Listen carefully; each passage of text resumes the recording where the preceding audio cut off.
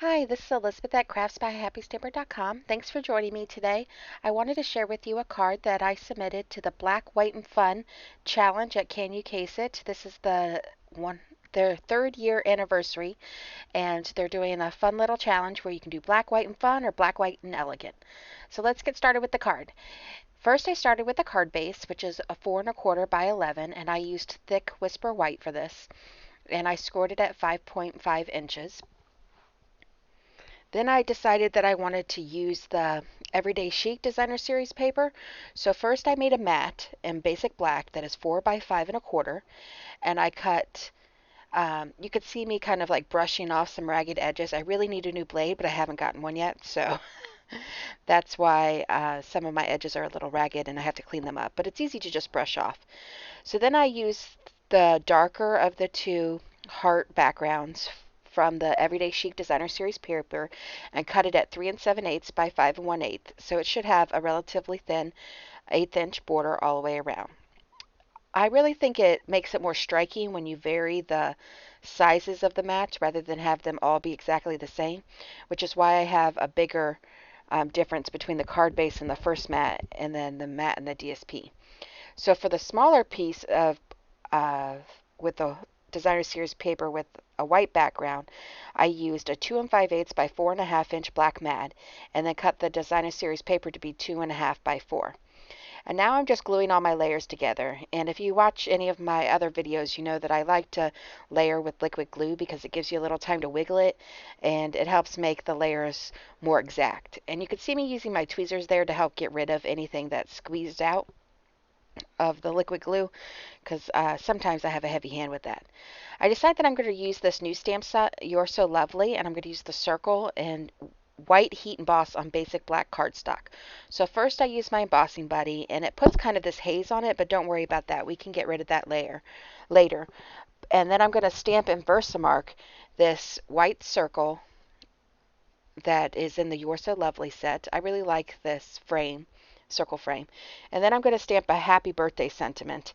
I need to replenish my birthday card stock, so this will help. And then I just get out my white embossing powder, and this is Stampin' Up! White embossing powder. I just keep it easier in these containers with little spoons.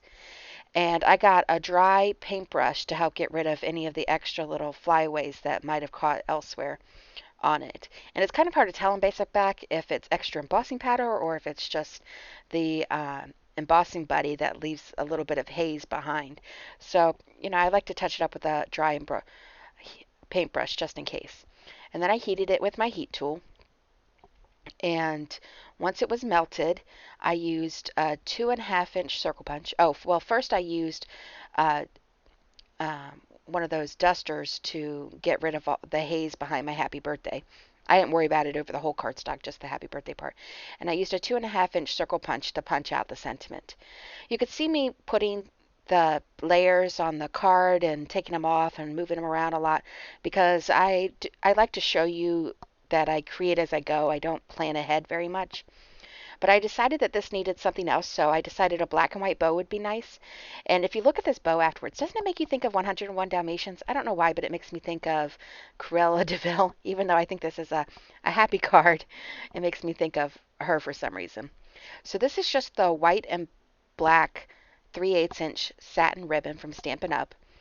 And I used this wooden thing you see behind me is a bow maker because I'm really, really bad at bows. And I decided that in addition to the bow, that it would be nice to have a stripe of this to cross horizontally across the bottom third of the card. So um, I just used tape to adhere it to the back of the cardstock, and I just let them overlap each other a little so you can see both at the same time. And then I used Stampin' Dimensionals on the back of the circle sentiment.